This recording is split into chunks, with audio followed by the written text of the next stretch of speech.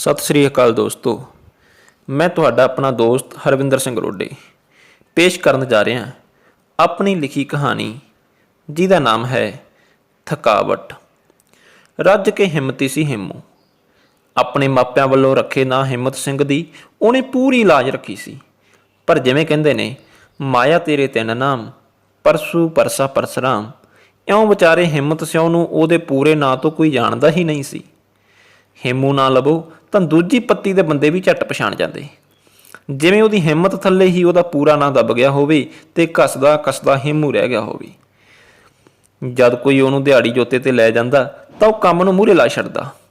ਉਹ ਮੂੰਹੋਂ ਆਖਦਾ, ਦਿਹਾੜੀ ਭਾਵੇਂ ਅਗਲੇ ਤੋਂ 10 ਰੁਪਈਏ ਵੱਧ ਲੈ ਲਈਏ, ਪਰ ਕੰਮ ਕਰਦਿਆਂ ਕਦੇ ਚਿੱਤ 'ਚ ਬੇਈਮਾਨੀ ਨਾ ਰੱਖੀਏ। ਡੇਢ ਦਿਹਾੜੀਏ ਵਰਗਾ ਕੰਮ ਕਰਨ ਵਾਲਾ ਹੇਮੂ ਜੇ ਰਾਜ ਮਿਸਤਰੀ ਨਾਲ ਲੱਗ ਜਾਂਦਾ ਤਾਂ ਉਹਨੂੰ ਪੈੜ ਤੇ ਬੈਠਣ ਦਾ ਤਾਂ ਕੀ, ਸਾਹ ਲਾਉਣ ਦਾ ਵੀ ਮੌਕਾ ਨਾ ਦਿੰਦਾ। ਉਹ ਲੈ ਵੀ ਮਿਸਤਰੀ ਮਸਾਲਾ, ਆਹ ਚੱਕ ਵੀ ਮਿਸਤਰੀ ਤੇਸੀ, ਇੱਥੋਂ ਮੈਨੂੰ ਇੱਟਾਂ ਬਾਹਰ ਨੂੰ ਜਾਂਦੀਆਂ ਲੱਗਦੀਆਂ ਮਿਸਤਰੀਆ। ਇੱਟ ਮਸਾਲਾ ਫੜਾਉਂਦਿਆਂ ਕਦੇ ਕਦੇ ਉਹ ਮਿਸਤਰੀ ਦੇ ਕੰਮ ਵਿੱਚ ਵੀ ਨਗੋਚ ਕੱਢ ਜਾਂਦਾ। ਉਹ ਪਤੰਦਰਾ, ਜੇ ਤੂੰ ਸਾਲ ਸੂਤ ਲਾ ਕੇ ਵੇਖਣ ਦੇਵੇਂ ਤਾਂ ਫੇਰ ਹੀ ਕੰਧ ਸਿੱਧੀ ਜਾਵੇ ਨਾ। ਤੂੰ ਤਾਂ ਮਾਂ ਦਿਆ ਪੁੱਤਾ ਦੋ ਮਿਸਤਰੀਆਂ ਨੂੰ ਵਾਹ ਨਹੀਂ ਪਾਈ ਫਿਰਦਾ। ਅੱਗੋਂ ਹੱਸਦਾ ਹੱਸਦਾ ਮਿਸਤਰੀ ਆਖ ਛੱਡਦਾ ਤੇ ਤੇਸੀ ਦੀ ਠੱਕ ਠੱਕ ਨਾਲ ਮਾੜੀ ਮੋਟੀ ਵਿੰਗੀ ਜਾਰੀ ਕੰਧ ਨੂੰ ਸਿੱਧੀ ਕਰਨ ਵਿੱਚ ਜੁਟ ਜਾਂਦਾ। ਪੂਰੇ ਪਿੰਡ ਵਿੱਚ ਹੇਮੂ ਦੇ ਕੰਮ ਦੀ ਤੂਤੀ ਬੋਲਦੀ ਸੀ। ਉਹਦੇ ਕੰਮ ਨੂੰ ਵੇਖ ਉਹਦੀ ਮੰਗ ਇੰਨੀ ਵੱਧ ਗਈ ਕਿ ਲੋਕ ਉਹਨੂੰ 2 ਦਿਨ ਪਹਿਲਾਂ ਹੀ ਦਿਹਾੜੀ ਆਉਣ ਵਾਸਤੇ ਕਹਿ ਜਾਂਦੇ। ਉਹਦੇ ਬਾਰੇ ਗੱਲਾਂ ਕਰਦੇ ਲੋਕ ਆਮ ਹੀ ਆਖਦੇ, ਇਹ ਪਤੰਦਰ ਦਾ ਸਤਿਆਨਾਰਾਇਣ ਡਾਕਟਰ ਨੂੰ ਵੀ ਕੱਟ ਗਿਆ। ਉਹ ਤੋਂ ਦਵਾਈ ਲੈਣੀ ਹੈ ਤਾਂ 1 ਦਿਨ ਪਹਿਲਾਂ ਪਰਚੀ ਕਟਾਓ, ਤੇ ਜੇ ਹੇਮੂ ਤੋਂ ਦਿਹਾੜੀ ਲਵਾਉਣੀ ਹੈ ਤਾਂ 2 ਦਿਨ ਪਹਿਲਾਂ ਨੰਬਰ ਲਾ ਕੇ ਆਓ। ਹੇਮੂ ਦੇ ਘਰ ਉਹਦੀ ਘਰਵਾਲੀ ਤੋਂ ਇਲਾਵਾ 3 ਕੁੜੀਆਂ ਤੇ 2 ਮੁੰਡੇ ਸੀ। ਪਰਿਵਾਰ ਦੀ ਉਪਜੀਵਕਾ ਚਲਾਉਣ ਵਾਸਤੇ ਵਿਚਾਰਾ ਹੱਡ ਭੰਨਵੀਂ ਮਿਹਨਤ ਕਰਦਾ ਤੇ ਵਾਹ ਲੱਗਦੀ ਕੋਈ ਦਿਹਾੜੀ ਨਹੀਂ ਸੀ ਖੁੰਝਣ ਦਿੰਦਾ। ਖੁਸ਼ੀ ਗਮੀ ਤੇ ਵੀ ਦਿਹਾੜੀ ਮਰ ਜਾਣ ਦੇ ਡਰੋਂ ਮਿੰਦੋ ਨੂੰ ਹੀ ਭੇਜਦਾ। ਫਿਰ ਵੀ ਘਰ ਦਾ ਕੁਝ ਬਣਦਾ ਜੁੜਦਾ ਨਹੀਂ ਸੀ ਦਿਸਦਾ। 300 ਰੁਪਏ ਦੀ ਦਿਹਾੜੀ ਮਸਾਂ ਹੀ ਵੇਲਾ ਪੂਰਾ ਕਰਦੀ ਸੀ। ਸਾਰੀ ਦਿਹਾੜੀ ਕੰਮ ਕਰਦਿਆਂ ਉਹਦਾ ਸਰੀਰ ਝੰਜੋੜਿਆ ਜਾਂਦਾ। ਫਿਰ ਵੀ ਦਿਹਾੜੀ ਗਏ ਹੇਮੂ ਨੇ ਕਦੇ ਘਰ ਜਾਣ ਦੀ ਕਾਹਲ ਨਹੀਂ ਸੀ ਕੀਤੀ। ਬਾਕੀ ਦਿਹਾੜੀਏ ਭਾਵੇਂ ਚਲੇ ਜਾਂਦੇ, ਪਰ ਹੇਮੂ ਅਗਲੇ ਦੇ ਉਹ ਸਾਰੇ ਸੰਦ ਵਲੇਵੇਂ ਜਿਨ੍ਹਾਂ ਨਾਲ ਉਹਨਾਂ ਨੇ ਸਾਰਾ ਦਿਨ ਕੰਮ ਕੀਤਾ ਹੁੰਦਾ ਧੋ ਸਵਾਰ ਕੇ ਥਾਂ ਸਿਰ ਰੱਖਦਾ। ਸਾਰਾ ਸੰਦ ਵਲੇਵਾਂ ਸਾਂਭ ਕੇ ਆਪਣੇ ਹੱਥ ਪੈਰ ਧੋਣ ਲੱਗ ਜਾਂਦਾ। ਉਹਨੂੰ ਹੱਥ ਪੈਰ ਧੋਂਦਿਆਂ ਦੇਖ ਕੇ ਘਰ ਵਾਲੇ ਉਹਦੀ ਰੋਟੀ ਬੰਨ੍ਹਣੀ ਸ਼ੁਰੂ ਕਰ ਦਿੰਦੇ। ਹਰ ਕੋਈ ਉਹਦੇ ਕੰਮ ਤੇ ਇੰਨਾ ਨਿਹਾਲ ਹੁੰਦਾ ਕਿ ਉਹਦੀ ਖੁਰਾਕ ਤੋਂ 2 ਰੋਟੀਆਂ ਵੱਧ ਉਹਦੀ ਤਲੀ ਤੇ ਲਿਆ ਧਰਦਾ। ਤਲੀ ਤੋਂ ਰੋਟੀਆਂ ਚੁੱਕ ਉਹ ਆਪਣੇ ਸਾਫੇ ਦੇ ਲੜ ਬੰਨ੍ਹ ਲੈਂਦਾ ਤੇ ਉੱਪਰ ਦਾਲ ਦੀ ਕੌਲੀ ਰੱਖ ਕੇ ਦੂਜੇ ਹੱਥ ਨਾਲ ਪੈਸੇ ਫੜਨ ਲੱਗਦਾ। ਬਾਕੀ ਦਿਹਾੜੀਆਂ ਨੂੰ ਭਾਵੇਂ ਕੋਈ ਹਫ਼ਤੇ ਬਾਅਦ ਇਕੱਠੇ ਰੁਪਈਏ ਦਿੰਦਾ, ਪਰ ਹੇਮੂ ਨੇ ਕਦੇ ਇਕੱਠੇ ਰੁਪਏ ਲੈਣ ਵਾਲਾ ਸੌਦਾ ਨਹੀਂ ਸੀ ਕੀਤਾ। ਸ਼ਾਮ ਨੂੰ ਪੂਰੀ ਦਿਹਾੜੀ ਲੈ ਕੇ ਹੀ ਜਾਂਦਾ ਸੀ।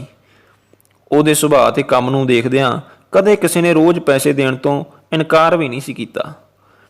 ਪੈਸੇ ਜੇਬ ਵਿੱਚ ਪਾ ਕੇ ਤੇ ਸਾਫੇ ਬੰਨੀਆਂ ਰੋਟੀਆਂ ਨੂੰ ਤਲੀ ਤੇ ਟਿਕਾ ਕੇ ਉਹ ਘਰ ਵੱਲ ਨੂੰ ਚੱਲ ਪੈਂਦਾ।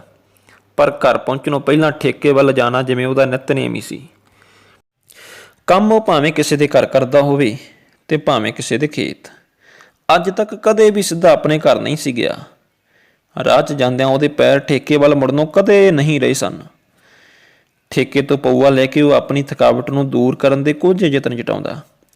ਸ਼ਰਾਬ ਪੀਂਦੇ ਨੂੰ ਉਹਨੂੰ ਆਪਣੇ ਅੰਗਰੇਜ਼ੀ ਮਾਸਟਰ ਗੁਰਦੇਵ ਸਿੰਘ ਦੀ ਯਾਦ ਆਉਂਦੀ। ਗੁਰਦੇਵ ਸਿੰਘ ਹੋਰਾਂ ਦੀ ਢਾਣੀ ਵੀ ਅਜਿਹੀ ਹੀ ਸੀ।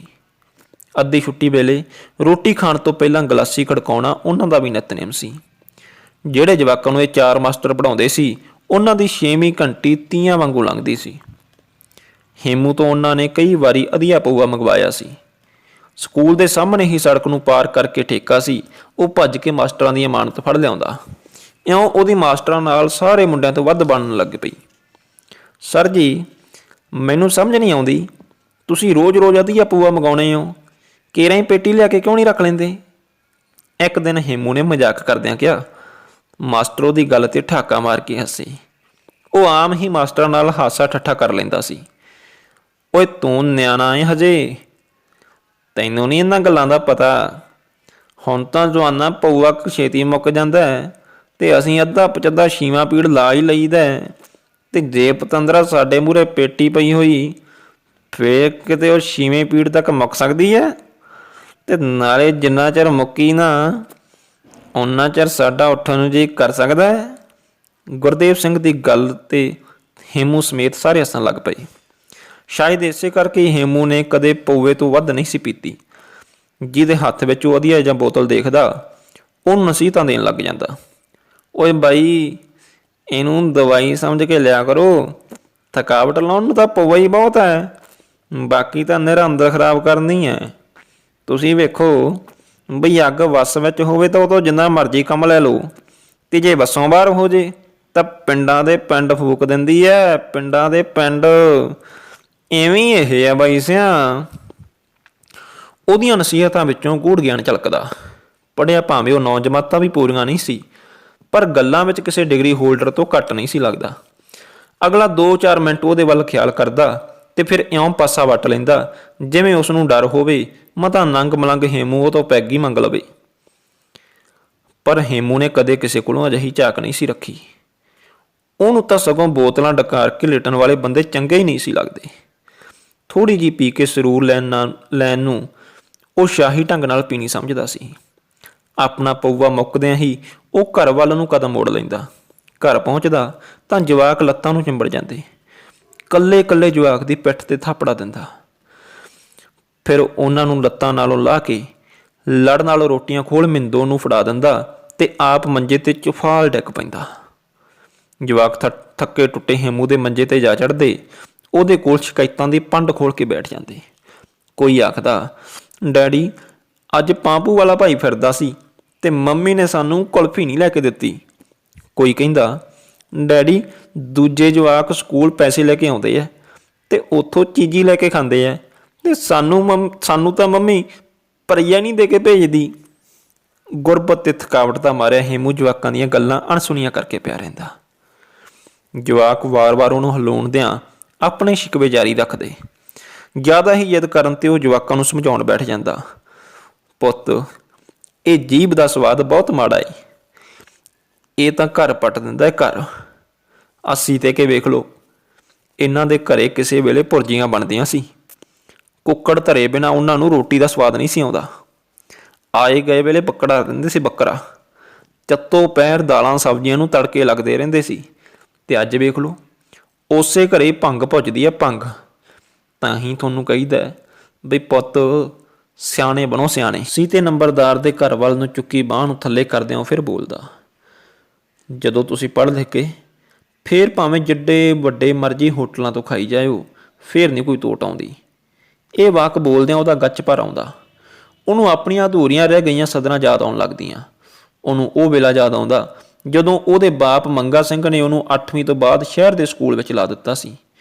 ਉਸੇ ਸਕੂਲ ਵਿੱਚ ਦਲੀਪ ਤੇ ਅੰਕੁਸ਼ ਉਹਦੇ ਜਮਾਤੀ ਰਹੇ ਸਨ। ਦੋਵੇਂ ਮੁੰਡੇ ਪੁੱਜ ਕੇ ਹੁਸ਼ਿਆਰ, ਇੱਕ ਅੱਧੇ ਨੰਬਰ ਨਾਲ ਇੱਕ ਦੂਜੇ ਤੋਂ ਅੱਗੜ ਪਿਛੜ ਰਹਿਣ ਵਾਲੇ। ਅੱਜ ਦੋਵੇਂ ਸਰਕਾਰੀ ਅਫਸਰ ਲੱਗੇ ਹੋਏ ਸੀ। ਦਲੀਪ ਨਹਿਰੀ ਮਹਿਕਮੇ ਵਿੱਚ ਬਾਬੂ ਲੱਗਾ ਹੋਇਆ ਸੀ ਤੇ ਅੰਕੁਸ਼ BDPO ਦਫ਼ਤਰ ਵਿੱਚ। ਉਹਨਾਂ ਦਾ ਅਫਸਰ ਲੱਗਣਾ ਕਿਸੇ ਲਈ ਕੋਈ ਹੈਰਾਨੀ ਵਾਲੀ ਗੱਲ ਨਹੀਂ ਸੀ। ਦੋਵੇਂ ਘਰੋਂ ਅਮੀਰ, ਦੋਵਾਂ ਦੀਆਂ ਅੱਖਾਂ ਹਮੇਸ਼ਾ ਕਿਤਾਬਾਂ ਤੇ, ਦੋਵਾਂ ਦੀਆਂ ਗੱਲਾਂ ਵਿੱਚ ਪੜ੍ਹਾਈ ਬਿਨਾਂ ਕਦੇ ਉਹਨਾਂ ਕੋਈ ਹੋਰ ਗੱਲ ਤਾਂ ਕਰਕੇ ਹੀ ਨਹੀਂ ਸੀ ਵੇਖੀ। ਕਿੱਥੇ ਦਲੀਪ ਤੇ ਅੰਕੁਸ਼ ਤੇ ਕਿੱਥੇ ਮੈਂ ਤੇ ਕੁਕਰਾ। ਮਨ ਹੀ ਮਨ ਉਹ ਆਪਣੀ ਤੁਲਨਾ ਦਲੀਪ ਹੋਰਾਂ ਨਾਲ ਕਰਨ ਲੱਗ ਜਾਂਦਾ। ਅਸੀਂ ਸੁਆਹ ਅਫਸਰ ਬਣਨਾ ਸੀ। ਜਮਾਤ ਵਿੱਚ ਬੈਠਿਆਂ ਵੀ ਕਦੇ ਪੜ੍ਹਾਈ ਦੀ ਗੱਲ ਨਹੀਂ ਸੀ ਕੀਤੀ। ਜਮਾਤ ਵੀ ਉਹ, ਅਧਿਆਪਕ ਵੀ ਉਹ, ਵੇਲਾ ਵੀ ਉਹ, ਪਰ ਜ਼ਮੀਨ ਅਸਮਾਨ ਦਾ ਫਰਕ ਸੀ ਸਾਡਾ ਤੇ ਦਲੀਪ ਹੋਰਾਂ ਦਾ। ਦਲੀਪ ਨੇ ਅੰਕੁਸ਼ ਨੂੰ ਕਹਿਣਾ, ਅੱਜ ਸਾਡੇ ਘਰ ਆ ਜੀ, ਆਪਾਂ ਰਲ ਕੇ ਮੈਥ ਸਾਇੰਸ ਕਰਾਂਗੇ। ਤੇ ਅਸੀਂ, ਸਾਡੀਆਂ ਗੱਲਾਂ ਦਲੀਪ ਹੋਰਾਂ ਦੇ ਜਮਾਂ ਹੀ ਉਲਟ। ਮੈਨੂੰ ਕੋਕਰੇ ਨੇ ਕਹਿਣਾ, ਓਏ ਮਿੱਤਰਾ, ਜੰਗੀਰ ਕੇ ਖੇਤ ਬਹੁਤ ਵੱਡਾ ਵੱਡਾ ਖੱਬਲ ਹੈ, ਅੱਜ ਉੱਥੋਂ ਖੋਦ ਕੇ ਲਿਆਵਾਂਗੇ, ਇਕੱਠੇ ਚੱਲਾਂਗੇ, ਹੱਥ ਨੇ ਆ ਜੀ ਸਾਡੇ ਘਰੇ। ਸੁਰਤੀ ਫਿਰ ਜਵਾਕਾਂ ਤੇ ਪਰਤਦੀ ਤਾਂ ਉਹ ਆਪਣੀ ਗੱਲ ਨਿਬੇੜਦਿਆਂ ਆਖਦਾ, ਬਸ ਮੇਰੇ ਸ਼ੇਰੋ, ਇੱਕ ਵਾਰੀ ਪੜ੍ਹ ਲਿਖ ਕੇ ਵੱਡੇ ਅਫਸਰ ਬਣ ਜਾਓ। ਜਵਾਕ ਹੇਮੂ ਦੇ ਵਹਿਣ ਵਿੱਚ ਬਹਿ ਕੇ ਚੁੱਪ ਕਰ ਜਾਂਦੇ। ਜਵਾਕਾਂ ਦੀ ਚੁੱਪ ਉਹਨੂੰ ਫਿਰ ਸੋਚਾਂ ਵਿੱਚ ਡੁਬੋ ਦਿੰਦੀ। ਮੈਂ ਵੀ ਹੁਣ ਨੂੰ ਕਿਤੇ ਨਾ ਕਿਤੇ ਆੜੀ ਜਾਣਾ ਸੀ, ਪਰ ਬਾਪੂ ਦੀ ਆੜੀ ਮਾਰ ਗਈ। ਬਾਪੂ ਦੀ ਆੜੀ ਨਹੀਂ, ਐਕਸੀਡੈਂਟ ਮਾਰ ਗਿਆ। ਐਕਸੀਡੈਂਟ ਨਹੀਂ, ਮਾਸਟਰਾਂ ਦਾ ਪਊਆ ਹੀ ਲੈ ਬੈਠਾ ਸੀ ਮੈਨੂੰ। ਨਾ ਮੈਂ ਉਦਣ ਪਊਆ ਲੈਣ ਜਾਂਦਾ ਤੇ ਨਾ ਮੇਰੇ ਵਿੱਚ ਸਕੂਟਰ ਵੱਜਦਾ ਤੇ ਨਾ ਬਾਪੂ ਅੜੀ ਕਰਦਾ। ਪਰ ਹੋਣਹਾਰ ਭਾਵੀ ਅੱਗੇ ਕਿਹਦਾ ਜ਼ੋਰ। ਸ਼ੁਕਰ ਹੈ ਜਾਨ ਬਚ ਗਈ। ਅੱਜ ਹੋਰ ਭਲਕ ਹੋਰ। ਹੁਣ ਉਹ ਵੀ ਗੇਲੀ ਮਿਸਤਰੀ ਕੋਲ ਬਾਕੀ ਦਿਹਾੜੀਆਂ ਵਾਂਗੂ ਪੋਸਟ ਲਈ ਆਪਣੀ ਬਣਦੀ ਦਿਹਾੜੀ ਵਿੱਚੋਂ ਹਰ ਰੋਜ਼ 50 ਰੁਪਏ ਕਟਾਉਣ ਲੱਗ ਪਿਆ। ਬਾਕੀ ਦਿਹਾੜੀਏ ਵੀ ਇਉਂ ਹੀ ਕਰਦੇ ਸਨ। ਹਫ਼ਤੇ ਮਗਰੋਂ ਗੇਲੀ ਜਿੰਨੇ ਕਿਸੇ ਦੇ ਰੁਪਏ ਬਣੇ ਹੁੰਦੇ ਉਹਨੇ ਦਾ ਪੋਸਟ ਲਿਆ ਦਿੰਦਾ। ਹੇਮੂ ਆਪਣਾ ਪੋਸਟ ਘਰ ਨਾਲ ਜਾਂਦਾ, ਗੇਲੀ ਦੇ ਝੋਲੇ ਵਿੱਚ ਹੀ ਰੱਖ ਛੱਡਦਾ। ਗੇਲੀ ਨੂੰ ਚੰਗੀ ਅਸਾਮੀ ਤੇ ਆਈ ਸੀ। ਬਾਕੀ ਦਿਹਾੜੀਆਂ ਨਾਲੋਂ ਇਹਦੇ ਪੋਸਟ ਵਿੱਚੋਂ ਉਹਨੂੰ ਚੰਗੀ ਕਮਾਈ ਹੁੰਦੀ ਸੀ। ਆਪਣੀ ਕਮਾਈ ਨੂੰ ਵਧਾਉਣ ਦੇ ਲਾਲਚ ਨਾਲ ਉਹ ਹੌਲੀ ਹੌਲੀ ਹੇਮੂ ਨੂੰ ਕੰਮ ਤੋਂ ਬਾਅਦ ਠੇਕੇ ਵੀ ਲਿਜਾਣ ਲੱਗਾ। ਪਹਿਲੇ ਦਿਨ ਹੀ ਹੇਮੂ ਨੇ ਨਵਾਂ ਸੱਪ ਕੱਢ ਮਾਰਿਆ ਸੀ। ਗੇਲੀ ਨੇ ਠੇਕੇਦਾਰ ਤੋਂ ਹੀਰ ਦਾ ਪਊਆ ਫੜ ਲਿਆ। ਇਹ ਨਾ ਪੀਆ ਕਰ ਬਾਈ, ਇਹ ਮਾੜੀ ਹੁੰਦੀ ਹੈ, ਪੀਣੀ ਹੈ ਤਾਂ ਰੰਮ ਜਾਂ ਬਰਾਂਡੀ ਪੀਓ। ਗੇਲੀ ਦੇ ਹੱਥ ਵਿਚਲਾ ਪਊਆ ਵੇਖ ਹੇਮੂ ਨੇ ਆਪਣਾ ਫਲਸਫਾ ਉਹਦੇ ਅੱਗੇ ਪ੍ਰਗਟਾਇਆ। ਹੈਂ, ਤੈਨੂੰ ਕਿਵੇਂ ਪਤਾ ਓਏ ਕਿ ਸ਼ਹਿਰ 'ਚ ਪੜ੍ਹਦੇ ਨੇ ਉਡਾਏ ਆ ਪਚਰੇ? ਗੇਲੀ ਨੇ ਹੈਰਾਨ ਹੁੰਦਿਆਂ ਜਾਣਨਾ ਚਾਹਿਆ। ਨਾ ਨਾ ਬਾਈ, ਊਂ ਪਤਾ ਬਸ। ਫਸਦਾ ਵੇਖ ਹੇਮੂ ਨੇ ਗੱਲ ਟਲਣੀ ਚਾਹੀ। ਊਂ ਆਈ ਤਾਂ ਨਹੀਂ, ਸਾਡੀ ਅੱਧੀ ਬੀਤ ਗਈ ਪੀਂਦਿਆਂ ਦੀ, ਸਾਨੂੰ ਤਾਂ ਹਾਲੇ ਤੀਕ ਪਤਾ ਨਹੀਂ ਲੱਗਾ ਚੰਗੇ ਮਾੜੇ ਦੇ ਮਾਰਕੇ ਦਾ ਓਏ। ਚੱਲ ਕੋਈ ਨਹੀਂ ਸੱਜਣਾ, ਜਾਂ ਫੜ ਲਿਆ ਠੇਕੇਦਾਰ ਤੋਂ ਇੱਕ ਗਲਾਸ ਹੋਰ, ਵੰਡ ਕੇ ਛਕਦੇ ਆ। ਉਹ ਜਾ ਵੀ, ਹੁਣ ਜਦੋਂ ਬੁੱਕਲੀ ਖੁੱਲ੍ਹ ਗਈ ਤਾਂ ਸੰਗ ਕਾਹਦੀ? ਵਾਰ-ਵਾਰ ਕਹਿਣ 'ਤੇ ਵੀ ਗਲਾਸ ਨਾ ਲਿਆਉਂਦਾ ਦੇਖ ਕੇ ਗੇਲੀ ਨੇ ਆਪਣੇ ਵਾਲੇ ਗਲਾਸ ਵਿੱਚ ਪੈਗ ਬਣਾ ਕੇ ਉਹਨੂੰ ਪੇਸ਼ ਕੀਤਾ ਅਤੇ ਆਪ ਪਊਏ ਵਿੱਚ ਪਾਣੀ ਮਿਲਾ ਕੇ ਪਊਏ ਨੂੰ ਮੂੰਹ ਲਾ ਕੇ ਡਿੱਗ ਗਿਆ। ਗੇਲੀ ਦੇ ਜ਼ੋਰ ਪਾਉਣ 'ਤੇ ਹੇਮੂ ਨੇ ਵੀ ਅੱਖਾਂ ਮੀਟ ਪੈਗ ਖਿੱਚ ਲਿਆ। ਸਰੀਰ ਜਿਵੇਂ ਧੜ ਫੜ ਗਿਆ ਹੋਵੇ। ਉਹਦਾ ਹੋਰ ਪੀਣ ਨੂੰ ਜੀ ਕੀਤਾ, ਪਰ ਝੇਪ ਵਿੱਚ ਆਇਆ ਚੁੱਪ ਕਰ ਗਿਆ। ਉਹ ਦਿਨ ਜਾਂਦਾ ਅਤੇ ਅੱਜ ਦਾ ਆਉਂਦਾ। ਗੇਲੀ ਵਾਂਗੂ ਰੋਜ਼ ਸ਼ਾਮ ਨੂੰ ਠੇਕੇ ਜਾਣਾ ਹੇਮੂ ਦਾ ਵੀ ਧਰਮ ਬਣ ਗਿਆ। ਮੰਗਾ ਸਿਉਂ ਨੂੰ ਪਤਾ ਲੱਗ ਜਾਣ 'ਤੇ ਉਹਨੇ ਹੇਮੂ ਨੂੰ ਗੇਲੀ ਨਾਲੋਂ ਤਾਂ ਹਟਾ ਲਿਆ, ਪਰ ਸ਼ਰਾਬ ਅਤੇ ਪੋਸਟ ਤੋਂ ਨਾ ਹਟਾ ਸਕਿਆ। ਮਿੰਦੋ ਜ਼ਿਮੀਂਦਾਰਾਂ ਦੇ ਘਰੋਂ ਆਈ ਦਾਲ ਦੀ ਕੌਲੀ ਅਤੇ ਰੋਟੀਆਂ ਜਵਾਕਾਂ ਅੱਗੇ ਲਿਆ ਧਰਦੀ ਤਾਂ ਹੇਮੂ ਦੀ ਸੁਰਤ ਵਾਪਸ ਟਿਕਾਣੇ 'ਤੇ ਆ ਪਰਤਦੀ। ਜਵਾਕ ਦਾਲ ਦੀ ਕੌਲੀ 'ਚ ਇਉਂ ਬੁਰਕੀਆਂ ਲਾਉਂਦੇ ਜਿਵੇਂ ਕੋਈ ਚਾਰ ਨਾਲ ਰੋਟੀ ਖਾ ਰਿਹਾ ਹੁੰਦਾ ਹੈ। ਉਹ ਮੂੰਹ ਪੁਆ ਕੇ ਦੂਜੇ ਪਾਸੇ ਕਰ ਲੈਂਦਾ। ਉਹ ਤੋਂ ਵੇਖਿਆ ਨਾ ਜਾਂਦਾ। ਉਸ ਦਿਨ ਵੀ ਹੇਮੂ ਨੂੰ ਮਾਸਟਰਾਂ ਨੇ ਪੈਸੇ ਦੇ ਕੇ ਪਊਆ ਲੈਣੀ ਭੇਜਿਆ ਸੀ। ਸਕੂਲ ਤੋਂ ਠੇਕੇ ਵੱਲ ਜਾਂਦਾ ਉਹ ਚੌੜੀ ਸੜਕ ਨੂੰ ਪਾਰ ਕਰਨ ਲੱਗਾ ਤਾਂ ਅਚਾਨਕ ਹੀ ਸੱਜੇ ਪਾਸਿਓਂ ਆ ਰਿਹਾ ਸਕੂਟਰ ਉਹਦੀ ਵੱਖੀ ਵਿੱਚ ਵੱਜਿਆ। ਅੱਖ ਦੇ ਫੋਰ ਵਿੱਚ ਹੀ ਲਹੂ ਲੁਹਾਨ ਹੋ ਗਿਆ ਸੀ। ਉਹ ਇਕੱਠ ਜੁੜ ਗਿਆ। ਕੁਲਚਿਆਂ ਵਾਲੇ ਠਾਕੁਰ ਦੀ ਰੇਹੜੀ ਕੋਲ ਹੀ ਹੋਇਆ ਸੀ ਇਹ ਵਾਕਾ। ਠਾਕੁਰ ਨੇ ਭੱਜ ਕੇ ਸਕੂਲ ਜਾ ਦੱਸਿਆ। ਮਾਸਟਰ ਭੱਜੇ ਭੱਜੇ ਆਏ। ਸਭ ਨੂੰ ਹਿੰਮਤ ਸਿੰਘ ਦਾ ਫਿਕਰ ਸੀ ਅਤੇ ਮਾਸਟਰ ਗੁਰਦੀਪ ਸਿੰਘ ਦੀ ਜੁੰਡਲੀ ਨੂੰ ਪਊਏ ਦਾ। ਘਟਨਾ ਸਥਾਨ 'ਤੇ ਪਹੁੰਚ ਕੇ ਮਸਾਂ ਹੀ ਮਾਸਟਰ ਗੁਰਦੀਪ ਸਿੰਘ ਦੀ ਜੁੰਡਲੀ ਦੇ ਸਾਹ ਵਿੱਚ ਸਾਹ ਆਏ। ਉਹ ਸ਼ੁਕਰ ਮਨਾ ਰਹੇ ਸੀ ਸਕੂਟਰ ਪਊਆ ਲੈਣ ਜਾਂਦੇ ਦੇ ਵੱਜਿਆ ਸੀ, ਮੁੜੇ ਆਉਂਦੇ ਦੇ ਨਹੀਂ। ਜੇ ਮੁੜੇ ਆਉਂਦੇ ਦੇ ਵੱਜਦਾ ਤਾਂ ਮਸਲਾ ਪੱਕ ਸਕਦਾ ਸੀ। ਉਹਦੇ ਕੋਲ ਪਊਆ ਜੋ ਹੋਣਾ ਸੀ। ਮਾਸਟਰਾਂ ਨੇ ਉਸ ਨੂੰ ਚੱਕ ਕੇ ਨੇੜੇ ਦੇ ਹਸਪਤਾਲ ਵਿੱਚ ਦਾਖਲ ਕਰਵਾ ਦਿੱਤਾ। ਮਾਪਿਆਂ ਦੇ ਸਾਹ ਸੁੱਤੇ ਗਏ। ਇਕੱਲੇ ਕਹਿਰੇ ਪੁੱਤ ਦੇ ਸਿਰ ਵਿੱਚ ਸੱਟ ਜੋ ਵੱਜ ਗਈ ਸੀ। ਸਕੂਲ ਅਧਿਆਪਕਾਂ ਨੇ ਪੈਸੇ ਇਕੱਠੇ ਕਰਕੇ ਇਲਾਜ ਕਰਵਾਇਆ। 2-4 ਮਹੀਨਿਆਂ ਤੱਕ ਹੇਮੂ 9/9 ਹੋ ਗਿਆ, ਪਰ ਫਿਰ ਉਹਦੇ ਬਾਪ ਨੇ ਉਹਨੂੰ ਸਕੂਲ ਨਾ ਭੇਜਿਆ। ਮਾਸਟਰ ਗੁਰਦੀਪ ਸਿੰਘ ਨੇ ਕਈ ਵਾਰ ਉਹਦੇ ਬਾਪ ਨੂੰ ਬੁਲਾ ਕੇ ਕਿਹਾ ਸੀ, ਮੰਗਾ ਸਿਆਂ, ਜੇ ਮੁੰਡਾ 10-12 ਜਮਾਤਾਂ ਪੜ੍ਹ ਜਾਏ ਤਾਂ ਕਿਤੇ ਫੌਜ ਪੁਲਿਸ ਵਿੱਚ ਲੱਤ ਅੜ ਸਕਦੀ ਹੈ। ਨਾਲੇ ਤੁਹਾਨੂੰ ਤਾਂ ਸਰਕਾਰ ਪਹਿਲ ਦੇ ਆਧਾਰ 'ਤੇ ਨੌਕਰੀ ਦਿੰਦੀ ਹੈ। ਉਹ ਵੀ ਹੁਣ ਰਹਿ ਕੀ ਗਿਆ? ਹਾਥੀ ਤਾਂ ਲੰਘ ਗਿਆ, ਪੂਛ ਹੀ ਰਹਿ ਗਈ। 9ਵੀਂ ਵਿੱਚ ਤਾਂ ਇਹ ਹੈਗਾ ਹੀ ਹੈ। ਸਾਲ ਖੰਡ ਹੋਰ ਲਾਉਣ ਦੀ ਗੱਲ ਆ ਸਾਰੀ। ਨਾ ਮਾਸਟਰ ਜੀ, ਮੇਰਾ ਚਿੱਤ ਨਹੀਂ ਮੰਨਦਾ ਹੁਣ ਇਹਨੂੰ ਸਕੂਲ ਭੇਜਣ ਨੂੰ। ਐਵੇਂ ਸ਼ਹਿਰ ਦਾ ਕੰਮ ਹੈ, ਇਕੱਲਾ ਕਹਿਰਾ ਜਵਾਕ ਗਵਾ ਕੇ ਬਹਿ ਜਾਂਗੇ। ਫੇਰ ਭਾਈ ਮਾਸਟਰਾ, ਸਾਨੂੰ ਤਾਂ ਕਿਸੇ ਨੇ ਬੇਰਾਂ ਵੱਟੇ ਨਹੀਂ ਸਿਆਣਨਾ। ਜਿਵੇਂ ਅਸੀਂ ਆਪਦੇ ਬਾਪੂ ਨੂੰ ਰੋਟੀ ਦੇਈ ਗਏ ਉਵੇਂ ਇਹ ਹੀ ਦੇਈ ਚੱਲੂ। ਅਸੀਂ ਨੌਕਰੀ ਤੋਂ ਕੀ ਕਰਾਉਣਾ? ਨਾਲੇ ਜੇ ਸਰਕਾਰ ਨੂੰ ਸਾਡਾ ਇੰਨਾ ਹੀ ਹੇਜ ਹੈ ਤਾਂ ਸਾਡੇ ਪਿੰਡ ਕਿਉਂ ਨਹੀਂ ਬਣਾਉਂਦੀ ਵੱਡਾ ਸਕੂਲ? ਮੰਗਾ ਸਿੰਘ ਦੇ ਇਸ ਆਖਰੀ ਵਾਕ ਨਾਲ ਮਾਸਟਰ ਗੁਰਦੀਪ ਸਿੰਘ ਸੁੰਨ ਹੋ ਜਾਂਦਾ। ਸਕੂਲੋਂ ਹਟਾਉਣ ਤੋਂ ਬਾਅਦ ਮੰਗਾ ਸਿੰਘ ਨੇ ਹੇਮੂ ਨੂੰ ਗੇਲੀ ਮਿਸਤਰੀ ਨਾਲ ਦਿਹਾੜੀ ਭੇਜਣ ਲਾ ਦਿੱਤਾ। ਗੇਲੀ ਦੀਆਂ ਗਾਲਾਂ ਤੋਂ ਡਰਦਾ ਹੇਮੂ ਭੱਜ ਭੱਜ ਕੇ ਕੰਮ ਕਰਨ ਦੀ ਕੋਸ਼ਿਸ਼ ਕਰਦਾ, ਪਰ ਉਹਦੀ ਨਿਆਣੀ ਉਮਰ ਹੋਣ ਕਰਕੇ ਬਾਕੀ ਕਾਮਿਆਂ ਵਰਗਾ ਕੰਮ ਉਹ ਤੋਂ ਨਾ ਹੁੰਦਾ। ਸਵੇਰੇ 10 ਵਜੇ ਦੇ ਕਰੀਬ ਗੇਲੀ ਕੰਮ ਨੂੰ ਰੋਕਦਾ, ਸਾਰੇ ਚਾਹ ਪੀਣ ਬੈਠ ਜਾਂਦੇ। ਗੇਲੀ ਦੇ ਸਣੇ ਸਾਰੇ ਦਿਹਾੜੀਏ ਜੇਬ ਵਿੱਚੋਂ ਮੋਮ ਜਾਮੇ ਦੇ ਲਿਫਾਫੇ ਕੱਢ ਕੇ ਗੰਢਾਂ ਖੋਲ੍ਹਦੇ।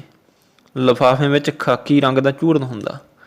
ਕਾਮੇ ਕਿਸੇ ਮੋਟੇ ਕਾਗਜ਼ ਵਿੱਚ ਮੋਟੇ ਜਿਹੇ ਕਾਗਜ਼ ਨੂੰ ਮੋੜ ਕੇ ਚਮਚੇ ਵਾਂਗ ਬਣਾ ਕੇ ਉਸ ਚੂਰਨ ਦੇ ਕੁਝ ਹਿੱਸੇ ਨੂੰ ਭਰਦੇ ਤੇ ਮੂੰਹ ਵਿੱਚ ਉਲਟਾ ਦਿੰਦੇ। ਚੂਰੇ ਦੇ ਮੂੰਹ ਵਿੱਚ ਉਲਟਣ ਤੋਂ ਬਾਅਦ ਉਹਨਾਂ ਦੇ ਹਾਵ ਭਾਵ ਇਉਂ ਬਣਦੇ ਜਿਵੇਂ ਉਹਨਾਂ ਕੋਈ ਕੌੜੀ ਗੋਲੀ ਮੂੰਹ ਵਿੱਚ ਪਾ ਲਈ ਹੋਵੇ।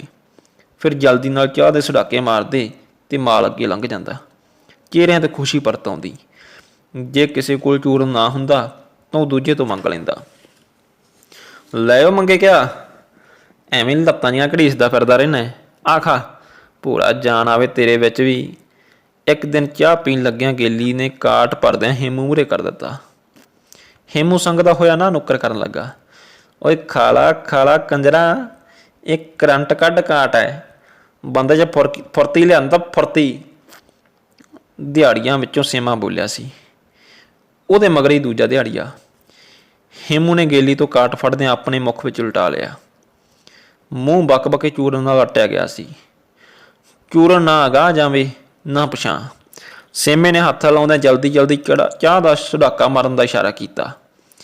ਹੇਮੂ ਨੇ ਚਾਹ ਦਾ ਸੁਡਾਕਾ ਮਾਰਿਆ। ਇੱਕ ਦੋ ਸੁਡਾਕਿਆਂ ਨਾਲ ਸਾਰਾ ਪੋਸਤ ਗਲ ਤੋਂ ਟੱਪ ਗਿਆ। ਹੁਣ ਵੇਖ ਜਾਂਦਾ ਵੋਟਾਂ ਵਾਲੀ ਘਰ ਵਾਂਗੂ ਛੱਡਦਾ ਕਿ ਨਹੀਂ ਮਸ਼ੀਨਰੀ ਨੂੰ ਪਿੱਛੇ। ਪੋਸਤ ਖਾਣ ਮਗਰੋਂ ਕੰਮ ਕਰਦੇ ਹੇਮੂ ਨੂੰ ਵੇਖ ਦਿਹਾੜੀਏ ਆਖ ਰਹੇ ਸਨ। ਹੇਮੂ ਨੂੰ ਵੀ ਸਰੀਰ ਫੁਰਤੀਲਾ ਜਾਪਣ ਲੱਗਾ।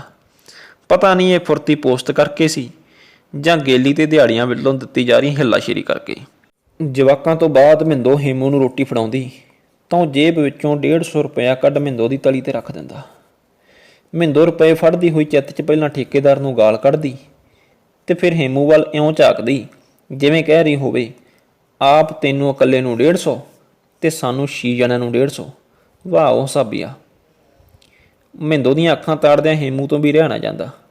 ਉਹ ਕਹਿ ਉੱਠਦਾ, ਸ਼ੁਕਰ ਕਰ ਭਗਵਾਨੇ, ਰੱਬ ਨੇ ਤੈਨੂੰ ਕਿਸੇ ਵਿਹਲੜ ਦੇ ਲੜ ਨਹੀਂ ਲਾਤਾ, ਨਹੀਂ ਤਾਂ 150 ਨੂੰ ਵੀ ਤਰਸਿਆ ਕਰਨਾ ਸੀ ਤੂੰ। ਇਹ ਤਾਂ ਮੇਰੀ ਹਿੰਮਤ ਹੈ ਬਈ ਕਦੇ ਦਿਹਾੜੀ ਨਹੀਂ ਖੁੰਝਣ ਦਿੰਦਾ, ਨਹੀਂ ਤਾਂ ਲੋਕ ਵੇਖ ਲਾ ਮੇਰੇ ਨਾਲ ਦੇ 10-10 ਦਿਨ ਵਿਹਲੇ ਬੈਠੇ ਰਹਿੰਦੇ ਆ, ਕੰਮ ਨਹੀਂ ਮਿਲਦਾ। ਆਹ ਰੂਪੇ ਕੇ ਪਾਸੇ ਦੇ ਹੀ ਵੇਖ ਲਾ ਤੂੰ, ਵਿਚਾਰੇ ਮੂੰਹ ਹਨੇਰੇ ਘਰੋਂ ਜਾਂਦੇ ਐ ਤੇ 10-10 ਵਜੇ ਤੱਕ ਚੌਂਕ 'ਚ ਗਾਹਕ ਡੀਕਦੇ ਰੁੱਖ ਬਣ ਜਾਂਦੇ ਆ। ਫਿਰ ਉੱਥੋਂ ਹੀ ਬਰੰਗ ਚਿੱਠੀ ਵਾਂਗੂ 11-12 ਵਜੇ ਘਰ ਮੁੜ ਆਉਂਦੇ ਐ। ਤੇ ਮੇਰੇ ਵੱਲ ਵੇਖ, ਮੁੜਿਆ ਕਦੇ ਖਾਲੀ ਹੱਥ। ਹੁਣ ਸਰੀਰ ਦੀ ਥਕਾਵਟ ਲਾਉਣ ਨੂੰ ਫਿਰ ਇੰਨਾ ਕੁ ਤਾਂ ਕਰਨਾ ਹੀ ਪੈਂਦਾ ਹੈ। ਜੇ ਨਹੀਂ ਯਕੀਨ ਤਾਂ ਇੱਕ ਦਿਨ ਦਿਹਾੜੀ ਜਾ ਕੇ ਵੇਖ ਲਵੀਂ ਮੇਰੇ ਨਾਲ।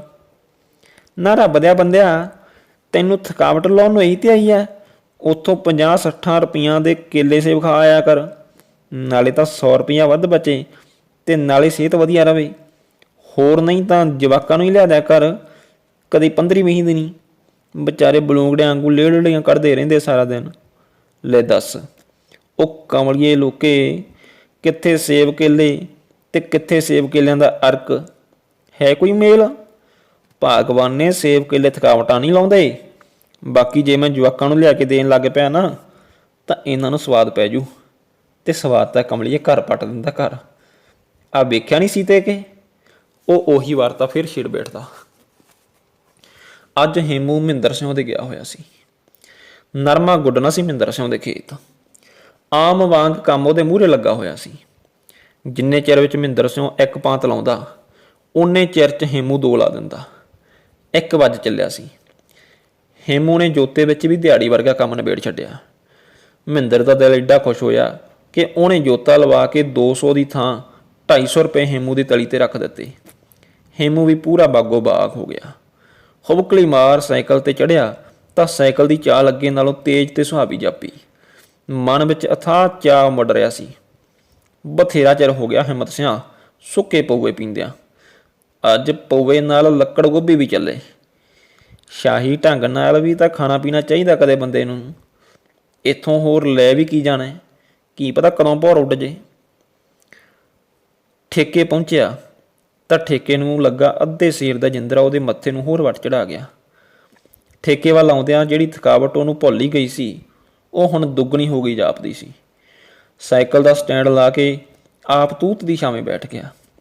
ਬੇਸਬਰੀ ਨਾਲ ਠੇਕੇਦਾਰ ਦਾ ਇੰਤਜ਼ਾਰ ਕਰਦੇ ਦਾ ਜਿਵੇਂ ਸਮਾਂ ਹੀ ਲੰਬਾ ਹੋ ਗਿਆ ਹੋਵੇ। 2:30 ਵੱਜ ਗਏ ਸਨ ਪਰ ਠੇਕੇਦਾਰ ਨਾ ਆਇਆ। ਫੋਨ ਦਾ ਬੈਲੈਂਸ ਵੀ ਮੁੱਕਿਆ ਹੋਇਆ ਸੀ, ਨਹੀਂ ਤਾਂ ਫੋਨ ਕਰਕੇ ਪੁੱਛ ਲੈਂਦਾ। ਬੈਠੇ ਨੂੰ ਭਾਵੇਂ ਹਾਲੇ 1.5 ਘੰਟਾ ਹੀ ਹੋਇਆ ਸੀ, ਪਰ ਜਾਪਦਾ ਇੰਜ ਸੀ ਜਿਵੇਂ ਉਹ 1.5 ਦਿਨ ਦਾ ਬੈਠਾ ਠੇਕੇਦਾਰ ਨੂੰ ਉਡੀਕ ਰਿਹਾ ਹੋਵੇ। ਉਡੀਕ ਦੇ ਨਾਲ ਉਹਦੀ ਤੋੜ ਵੱਧਦੀ ਤੇ ਸਬਰ ਘਟਦਾ ਜਾ ਰਿਹਾ ਸੀ।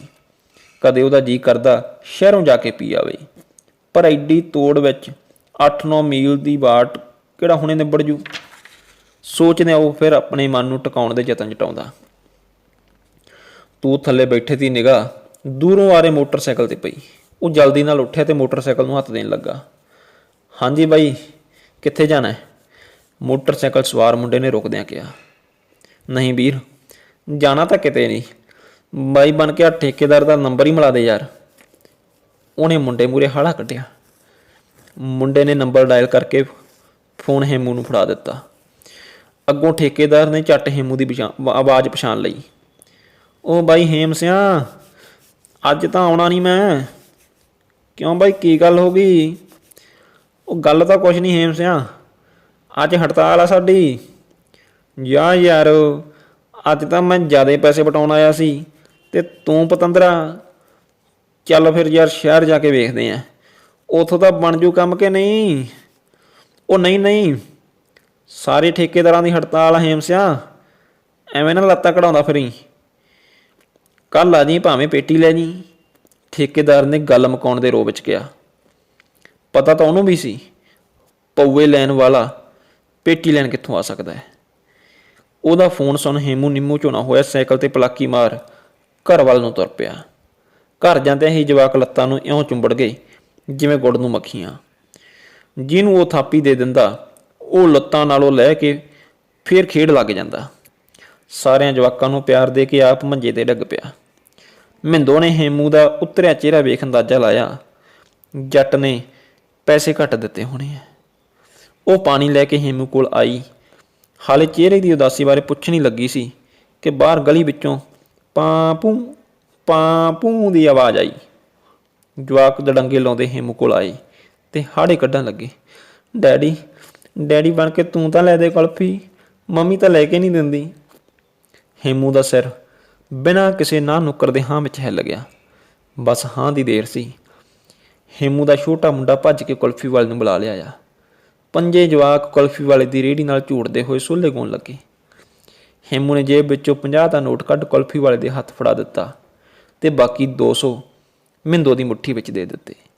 ਜਿਉਂ-ਜਿਉਂ ਜਵਾਕ ਕਿਲਕਾਰੀਆਂ ਮਾਰ ਕੁਲਫੀਆਂ ਖਾਂਦੇ ਜਾ ਰਹੇ ਸਨ, ਤਿਉਂ-ਤਿਉਂ ਹੇਮੂ ਦੀ ਥਕਾਵਟ ਉਤਰਦੀ ਜਾ ਰਹੀ ਸੀ।